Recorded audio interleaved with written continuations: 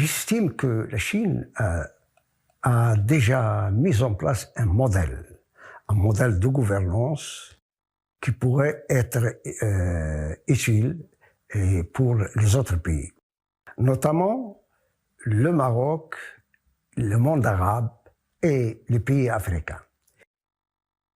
Ce modèle repose sur un mécanisme que je peux qualifier, c'est-à-dire la capacité d'anticiper, c'est-à-dire les grandes visions.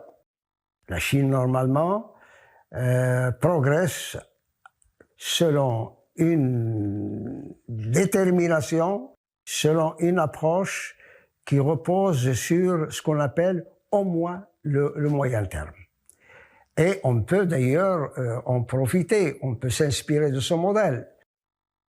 Ici, normalement, je fais appel à ce que j'ai déjà qualifié, ce qu'on appelle la méthode prospective.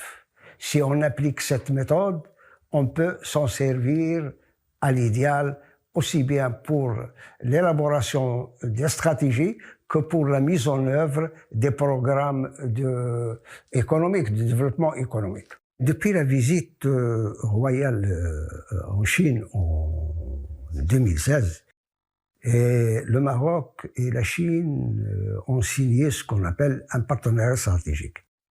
D'ailleurs, c'est cette démarche, cette plateforme qui a mis en place des dispositifs de collaboration, de coopération et de partenariat. Ce partenariat, normalement, est diversifié. D'ailleurs, elle porte sur différents secteurs économiques, notamment l'énergie renouvelable, également les infrastructures. D'ailleurs, la Chine participe, à ma connaissance, sur un certain nombre de chantiers dans ce secteur.